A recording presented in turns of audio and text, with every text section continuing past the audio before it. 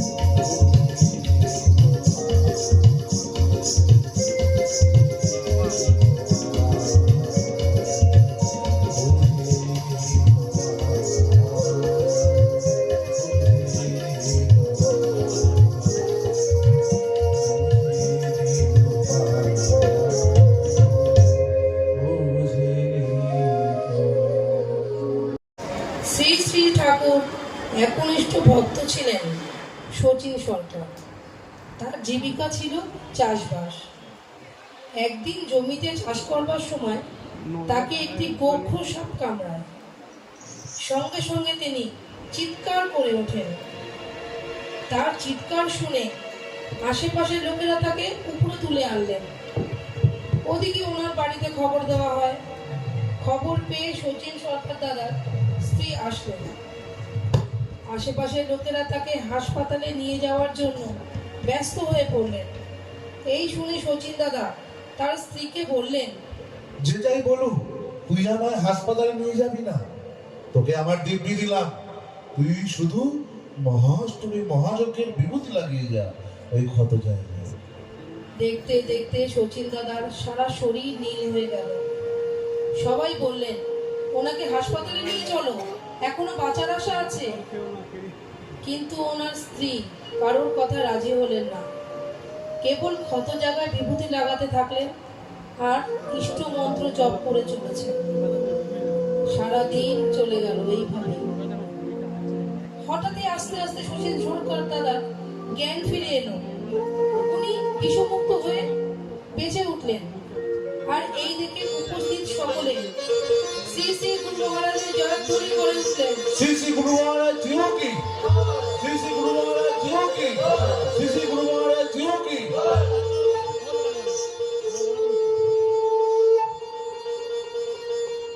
আর একবার তো শচীন দাদার সন্দেহ হতে লাগলো যে উনি যে মন্ত্র জপ করছেন তা বোধহয় ঠিক নয়। তখন গুরুদেব স্থূল দেখে নেই। শচীন দাদা মনে মনে গুরুদেবকে স্মরণ করে বলছেন, আমি কিভাবে সঠিক মন্ত্র পাবো?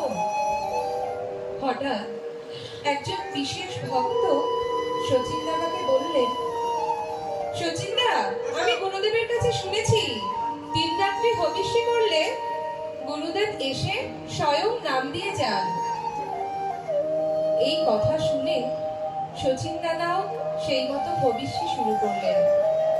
ঠিক 2.5 দিনের দিন রাত্রে শ্রী শ্রী ঠাকুর স্বয়ং এসে শচীন দাদাকে স্বপ্নযোগে নাম শোধন করে দিলেন এবং বেলপাতায় মন্ত্র লিখেও দিলেন। আমরা শচীন সরকার দাদার এই লীলা কাহিনী থেকে উপলব্ধি করতে পারলাম আমাদের দয়াল ঠাকুরের মুখের কথা আমাদের কাছে দৈব বাণী স্বরূপ ও তার বিভূতি হলো আমাদের জীবনের রক্ষা কবচ। আমাদের গুরুদেব স্বয়ং ভগবান, আর ভগবান বলেই এইভাবে শচীন সরকার দাদার জপের মন্ত্র শোধন করে দেওয়া সম্ভব হয়েছে। গুরু, তুমি কৃপাবান, করুণা নিধান।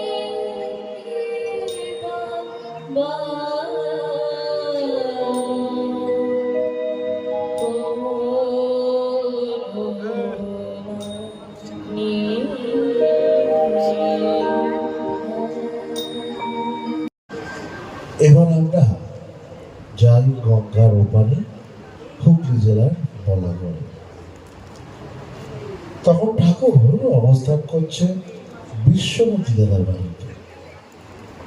প্রত্যেক দিনই ঠাকুরকে প্রণাম করতে অনেক লোকই আসছে। একদিন বিকালে এক গরিব মা ঠাকুরকে প্রণাম করতে এলেন। তিনি তার বাগানের এক কাঁধে আধ পাকা কলা নিয়ে এলেন। বললে, বাবা, আপনি এগুলো সেবা করবেন। আমার গাছের ফল আপনার জন্য নিয়ে এসেছি। গুরুদেব ওই গরিব মায়ের ফল গ্রহণ করে বিশ্বমতী দাদাকে ফলগুলো রেখে দিতে বলল। বিশ্বমতী দাদা কাঁধে নিয়ে ঘরে তুলে আনলেন। 2-3 দিন পরে সব কলাগুলো পেকে গেল। এবার ঠাকুর একদিন যথারীতি বারান্দায় বসে আছে। ভক্তরা সবাই আসছে ঠাকুরকে প্রণাম করতে। ঠাকুর বললেন, বিশ্বপতি, তুমি সেই কলার কাঁদিটা নিয়ে আসো দেখি, আর সাথে আমার দাঁড়ি দিও। বলা বাহুল্য ঠাকুরের সঙ্গে কাপড় জড়ানো একখানা কাটারি থাকত। ঠাকুর প্রয়োজনে সেটা ব্যবহার করত। এবার কোথা থেকে একদল বালক এলো ঠাকুরকে প্রণাম করতে। ঠাকুর বললেন, ছেলেরা সকলে লাইন দিয়ে এক এক করে আমার কাছে আসো। বালকেরা ঠাকুরের আদর্শ পালন করে সকলে সারিবদ্ধ হয়ে দাঁড়ায়। সকলে এক এক করে এসে ঠাকুরকে প্রণাম করছে, আর ঠাকুর সেই দা দিয়ে কেটে কেটে প্রত্যেক বালককে একটা করে কলা দিচ্ছে। তারপর আশ্চর্য, সেই কলার কাঁদিটাও শেষ আর লাইনও শেষ হয়ে গেল। বালকেরা সবাই ফিরে গেল। তখন একজন ভক্ত গুরুদেবকে প্রশ্ন করলেন, বাবা, আপনার সেবার কলা আপনি বালকদের দান করে দিলেন কেন? ঠাকুর বললেন, তোমরা তো এই ছেলেদের দেখলাম, ওদের কাউকে চিনতে পারলাম। বেশ, ওদের একজনকে আমার কাছে ধরে নিয়ে আসো দেখি। কয়েকজন মিলে এদিক ওদিক ছুটল বালকদের কাউকে ধরার জন্য, কিন্তু আশেপাশে কেউ আর তাদের সন্ধান পেল না। তারা সকলেই হতাশ হয়ে ফিরে এলেন ঠাকুরের কাছে। ঠাকুর বললেন, এই বালকেরা কেউ এখানে থাকে না, ওরা আমার বিদেহী শিষ্য। আমাকে প্রণাম করার জন্য সকলেই দেহ ধারণ করে এসেছে। আমাকে প্রণাম করে প্রসাদ নিয়ে তারা চলে গেছে। গুরুদেবের এই লীলাময় ঘটনা থেকে আমরা দেখতে পেলাম উনি আমাদের সকলের ইহকাল পরকালের পারের কান্ডারি। উনি হলেন সাক্ষাৎ করুণাময় ভগবান। আমরা জানি না আজও এইরকমই আরো কত যে লীলা তিনি আমাদের দেখিয়ে যাচ্ছে। তোমার করুণা কাকেও ছিল।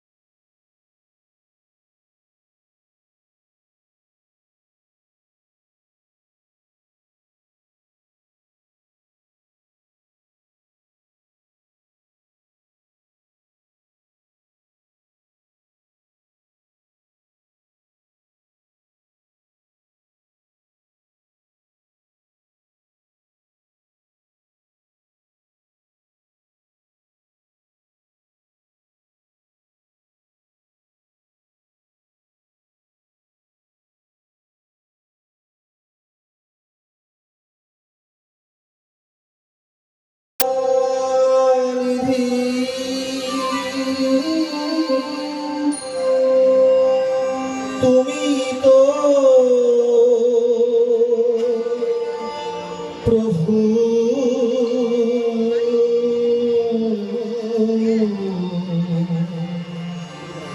করুণা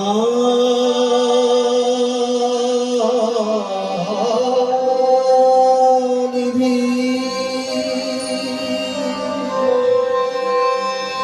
পাপী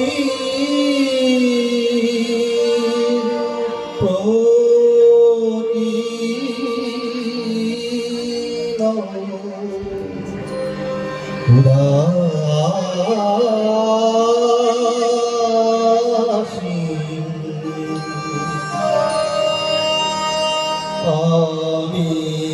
যে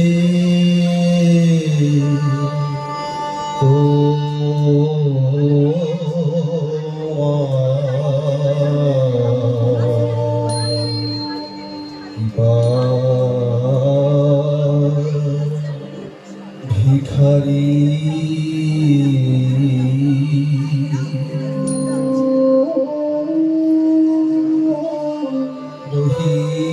রহিতেছি প্রভু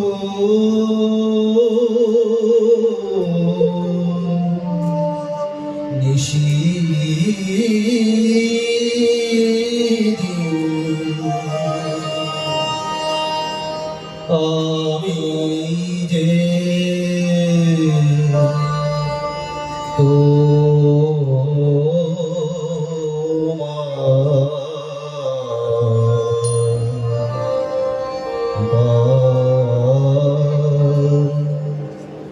ভিখারি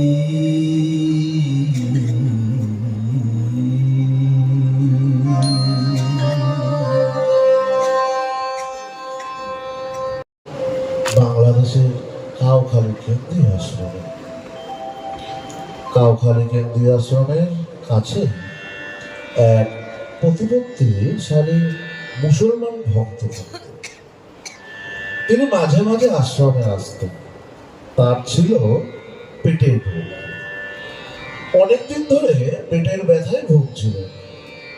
অনেক ডাক্তার হাকিম দেখিয়েছেন, কিন্তু রোগ সারে।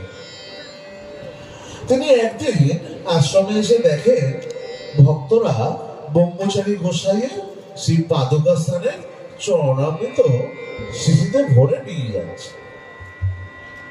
কোনো একজনকে প্রশ্ন করে জানলেন, গোসাই বাবার চরণামৃতই মহা ঔষধ, তাতেই সব রোগের নিরাময় হয়। ভক্তরা তাই চরণামৃত নিয়ে যাচ্ছে।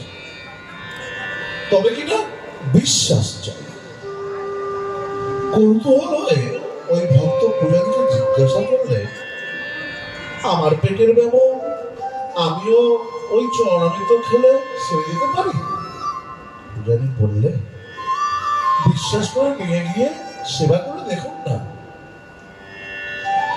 সেদিন থেকে ওই মুসলমান ব্যক্তিটি পর পর কয়েকদিন চরণামৃত নিয়ে ভক্তি ভরে সেবা করলেন।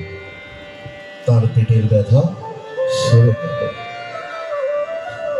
এরপর তিনি রোজ স্নান করে চরণামৃত নিয়ে আসতেন। তিনি পরে আশ্রমে একটা দুধের গরু দান করেছিলেন। সেই গাভী দুধ ঠাকুরের সেবায় লাগানো হতো। এমনই ছিল তোমার করুণা। তোমার চরণে স্নান পেয়ে ধন্য হয়েছে আমাদের এই জীবন। শ্রী শ্রী গুরুদেবের বিভিন্ন বাণী পড়ে আমরা অবগত হয়েছি যে তিনি আমাদের উদ্ধারের জন্য বারবার বলেছেন, হে আমার শিষ্য ভক্তগণ, আমি তোমাদের এই শাশ্বত আনন্দ রাজ্যে লইয়া যাবার জন্যই আসিয়াছি। এই শান্তি রাজ্যই শাশ্বত রাজ্য, অক্ষয় আনন্দধাম। এখানে চির সুখ, চির তৃপ্তি। দগ্ধ জীবন এখানে লাভ করে শাশ্বত সুখ, অনন্ত শান্তি। এই নিত্য শান্তি দেবার জন্যই জীবের এমনকি পশু পক্ষীর কর্ণেও আমার সাধন দিয়েছে। আমার সকল সাধনা, কঠিন তপস্যা সবকিছুই তোমাদের জন্য। চেনো, জানো, বোঝো, আমার সকল বাক্য তোমরা পালন করো, আমি তোমাদের ঠিকই উদ্ধার করব। শ্রী শ্রী গুরুদেব আরো বলেছেন, আমি চিরকাল আছি ও থাকিব। আমার অমৃতময় বাণী যে গ্রহণ করিবে এবং আমার নির্দেশ মতো কর্ম করিবে, সে যতই নিচু জাতি হোক বা যতই পাপী হোক না কেন, নিশ্চয়ই এই একবারেই শাশ্বত রাজ্যে পৌঁছিয়া অমরত্ব লাভ করিবে।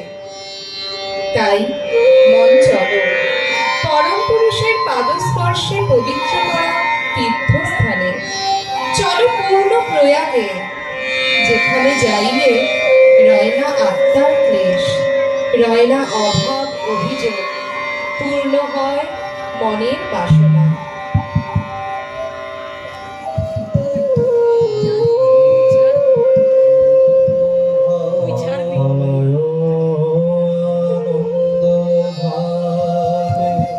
চলো রে পথিক মন, পাইবে শাশ্বত সুখ, জোড়াবে দগ্ধ জীবন, অক্ষয় আনন্দ ভাবে। চলো রে পথিক মন, পাইবে শাশ্বত সুখ, জোড়াবে দগ্ধ জীবন।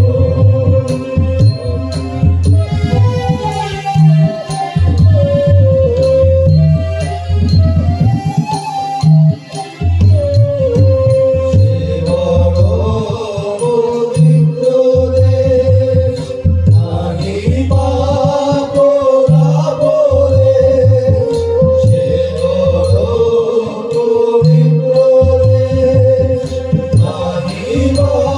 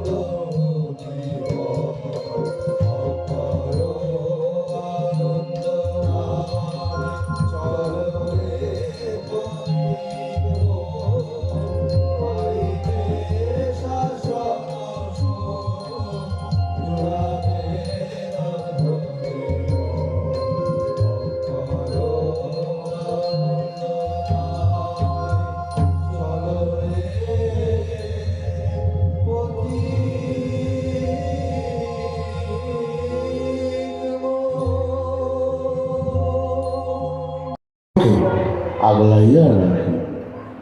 তিনি বলছেন, তোমরা নামের আশ্রয় নাও, কলিযুগে একমাত্র নাম সম্পদ।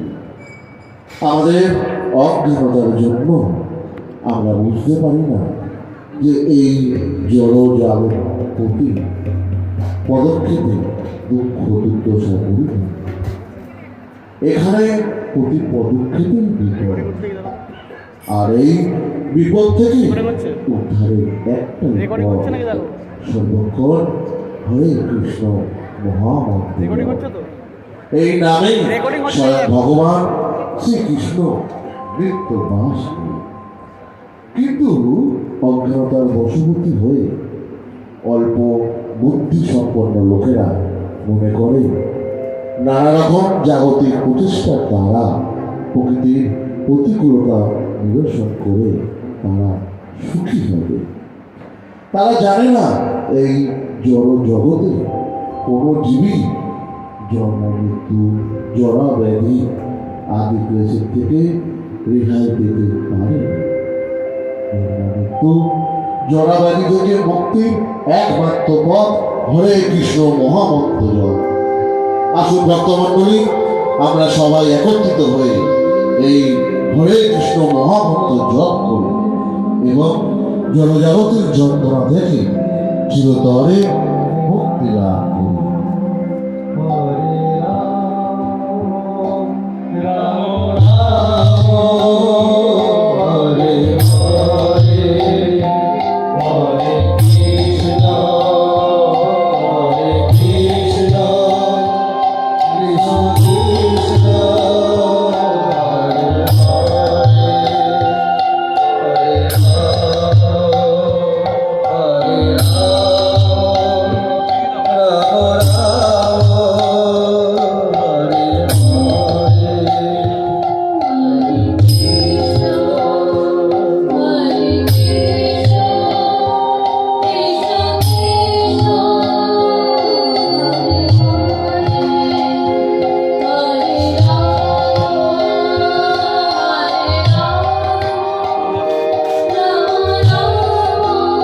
আমরা সকলেই তার শ্রী গুরু সঙ্গকে আগলাইয়া রাখি।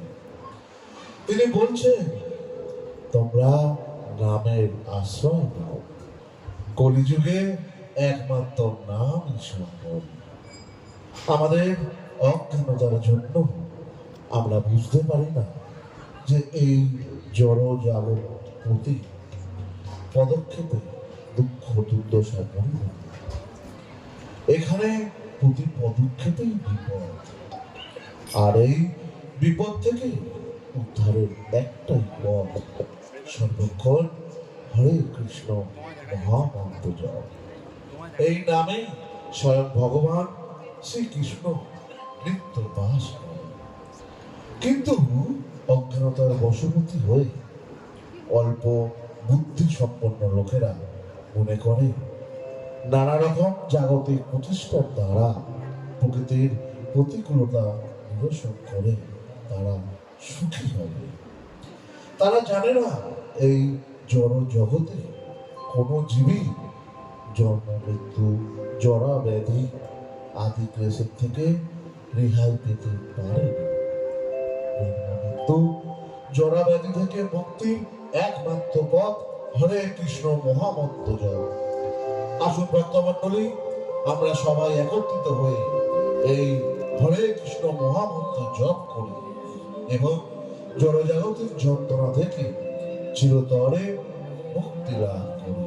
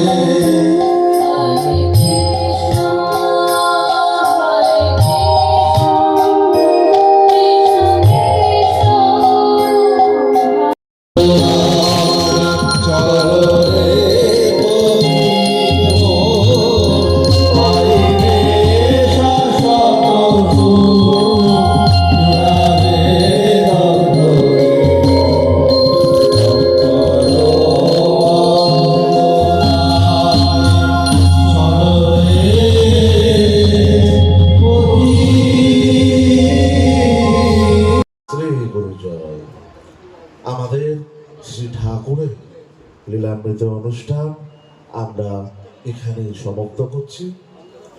আপনাদের সকলের আশীর্বাদে আমরা যেন ধন্য হই। শ্রী গুরু মহারাজের শ্রী চরণে আমরা অলঙ্কৃত ভক্তিপূর্ণ প্রণাম জানাই। উপস্থিত সকলকে এমনই অনুষ্ঠানের মাধ্যমে আপনাদেরকে আনন্দ প্রদান করতে আমরা বারে বারে ফিরে আসতে চাই আপনাদের কাছে। তাই এই রকমই সুন্দর সন্ধ্যায় আমরা প্রতি বছর সাক্ষী হতে চাই। পরের বছর আবার দেখা হবে এই রকমই এক মৌসুমে, এই রকমই এক পরিস্থিতিতে, আরো নতুন কিছু চমক নিয়ে। তাই আবার 365 দিনের অপেক্ষায় রইলাম আরো একটা ভালো কিছু শোনানোর জন্য। সকলকে অসংখ্য ধন্যবাদ। আপনারা সকলেই ভালো থাকবেন, সুস্থ থাকবেন, সাবধানে বাড়ি যাবেন। শ্রী গুরু জয়, শ্রী গুরু জয়, শ্রী গুরু জয়।